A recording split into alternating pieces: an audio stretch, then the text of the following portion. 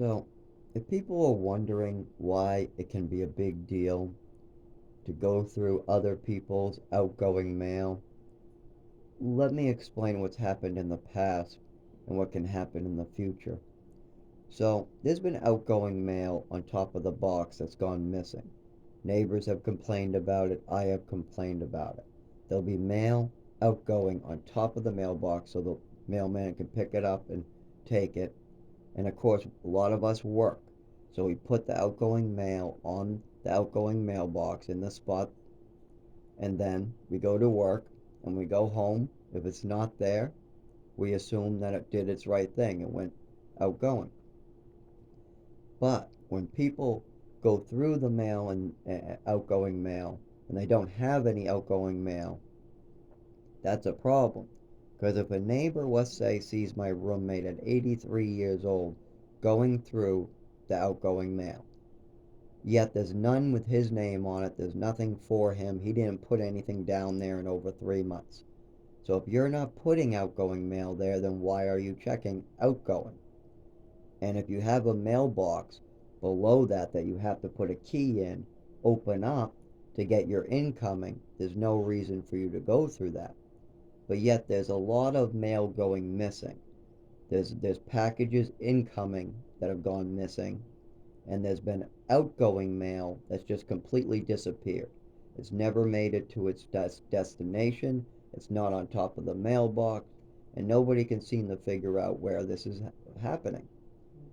Well, if my roommate is going down this early, going through outgoing mail that just got down there, this mail was just put down there at like 5 something, and then my roommate went through the outgoing mail at like 5:45, 5:50. That's only 20-30 minutes of time. And nothing was down there with his name on it. He hasn't put any outgoing mail down there in over a month. There's no reason for him to be going through it, but he is. Now, I don't think it's that big a deal, but if somebody catches him looking through other people's outgoing mail, then what will happen is that when something goes missing, when something doesn't make it to their destination, they will assume that it's him. And because of his age, they won't mess with him. They won't hit his nose. They're not going to break him. No, they're going to break his health. They're going to break me again. They're going to come up to me and they're going to mess with me because they think I'm his help. Let's mess with his help and make sure David can't get the help he needs. That's a good way to punish David. Well, I don't want to get hurt for somebody else's decision making. So I've explained not to mess with other people's mail. Do not go through other people's mail. And if you want to go through and check your own mail, that's fine. Open the box up, it's empty, close it. If you put mail downstairs with your own name on it, then you can check for your mail. But if you haven't put any mail down there in months, there is no reason for you to be going through other people's mail. And these are these idiofrequencies I'm talking about. These are the games I'm talking about. I call them, well, I'm not going to say the name, but G games. They're games that people play, and no matter how many times you tell them this is illegal, you got to stop, it's going to get you in trouble, it's going to get me in trouble, they continue. And then when the trouble comes, when somebody starts yelling about it, they try to blame somebody else.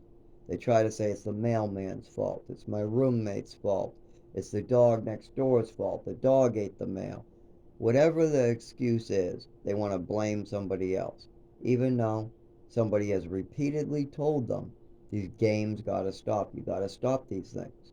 If you don't stop, it's gonna cause problems.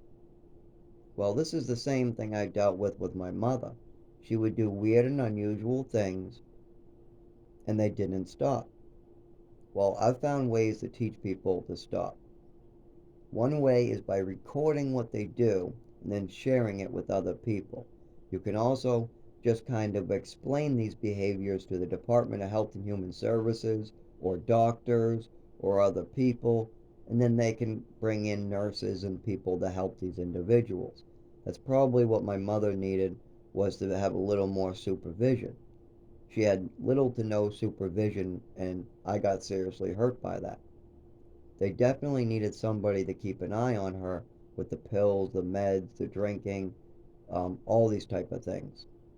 And I see a lot of people out there in my community that need this type of help. They need somebody to help them clean the house. They need them to put out fires.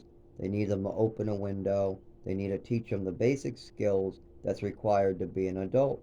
And some of these people are 50, 60, 70, 80, and they still haven't learned how to be an adult, how to not do these things. They play a lot of these games, they have a lot of these idiofrequencies, and they can control it. If it's a medical condition or if it's something out of their control, that's different. Like my seizures, my shakes, that's out of my control. I understand that. I understand when somebody has a colostomy bag that it might smell. That's okay.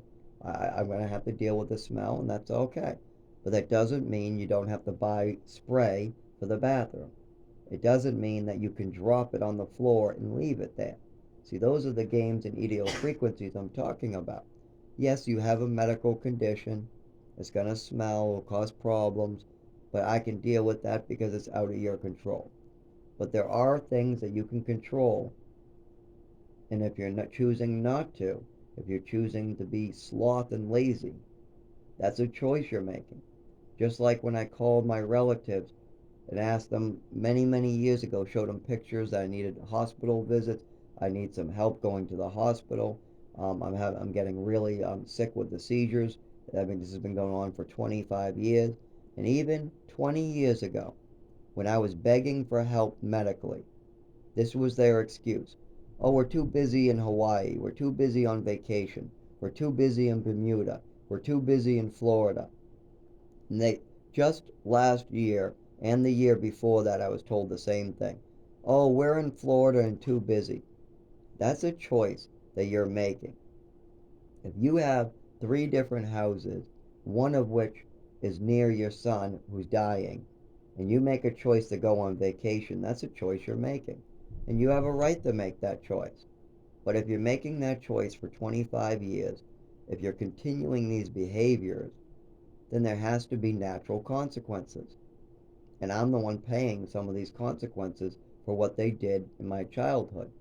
And now I became an addict. I had to get sober, and I have to deal with those, and that's my fault.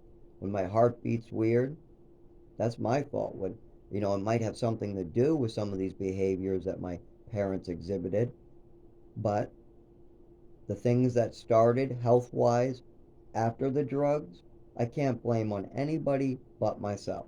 There's nobody to blame but myself. But the disorders that have been lasting for 25 years since I was 5 or 7 years old, I can't blame myself for those. They started with an overdose. They started with me being drugged, and they continued over and over as they drugged me more and more. There is no way to blame that on myself. There is no way to take responsibility for that because I had nothing to do with it. I also can't quite deal with it at the doctors because they covered it up after. It's not like they came out and tried to work on it. They tried to avoid responsibility. That makes it even harder to deal with it at the doctors. And I see these things all the time. Now remember, my roommate is 83, my father's in his 80s, my mother passed away in 2011 of liver failure from drinking and medications. And these people are grown adults that still don't haven't learned how to properly take care of someone, how to respect their body, how to make sure that they're safe. And that's my main concern, that society is safe, that buildings aren't being burned down, that people aren't hurting one another, that viruses and deadly diseases aren't spreading all over the place. And as I watch people make horrible decisions, selfish, self-centered decisions, it gets other people hurt. It really does. I got hurt by my mother's decisions and my father's decisions. Then 12 years later, I got hurt by my own decisions. And I also watched so many other people get hurt by other people's decisions, and it needs to stop. Just because you want to do something, that's okay. If you want to do something, that's fine. But if it involves other people being put into danger, then you shouldn't. Like drinking and driving, a lot of the old generation thinks it's okay to go out to a bar, have 4 drinks, and then get in the car to drive home. I see so many of these older fellas, 50 plus, that think, oh no, that's normal. It's okay. I'm a better driver. It's okay. It's okay.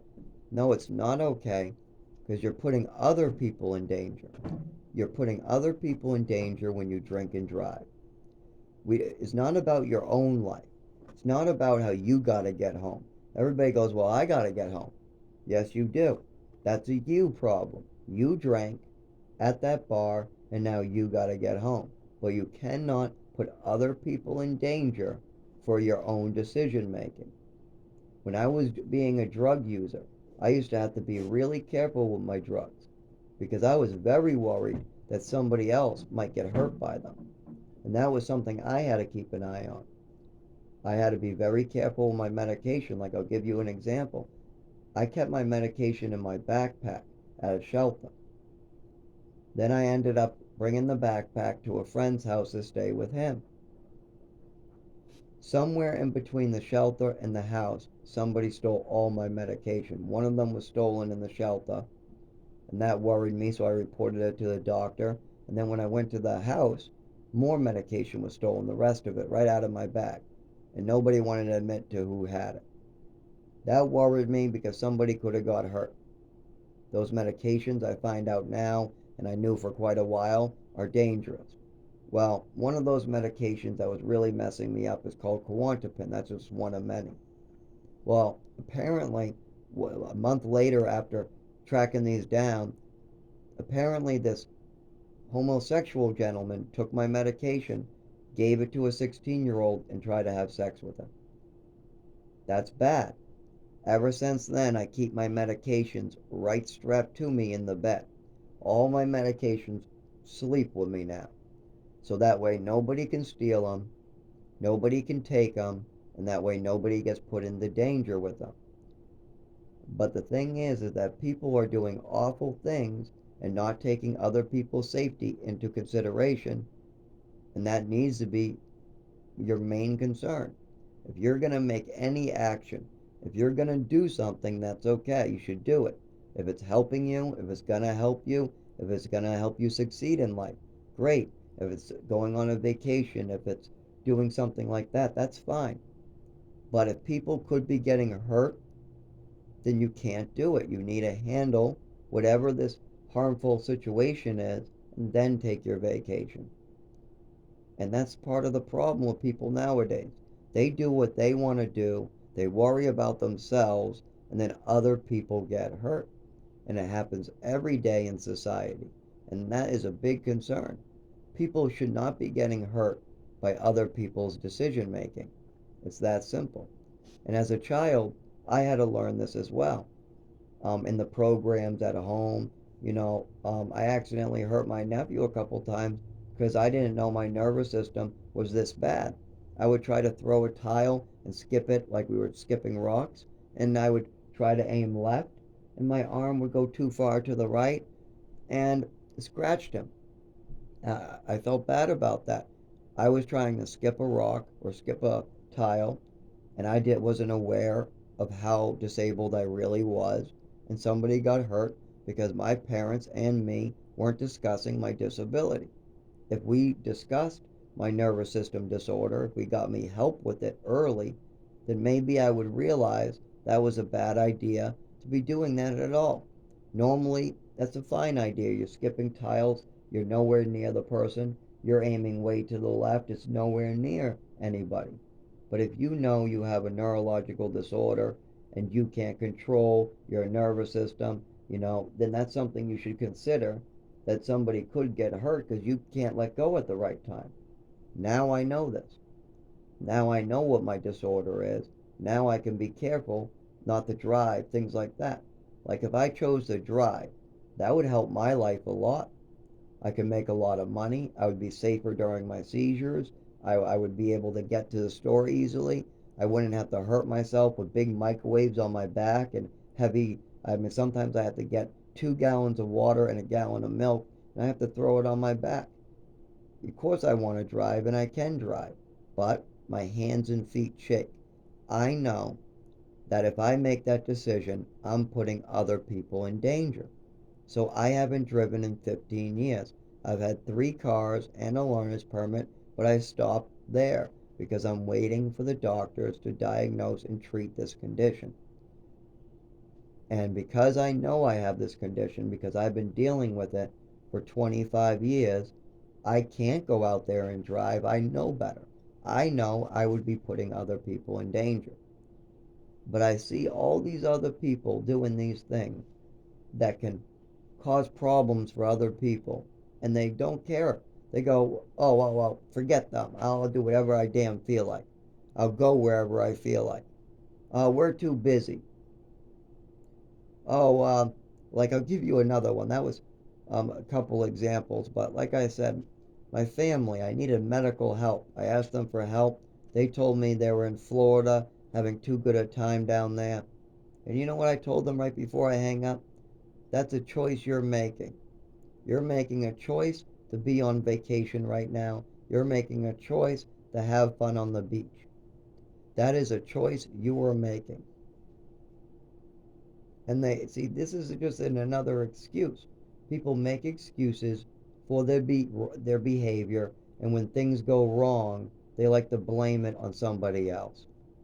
And that's just wrong. It keeps on continuing in society. We're going to have more and more problems. And it looks like these problems are rearing their head now everywhere from the addiction crisis, the opiate crisis, because pharmaceutical companies were taking advantage. You got the mental health crisis that's caused by a lot of these psychiatrists and parents and programs and the lack of funding. There's so much going on. And it all stems from this issue.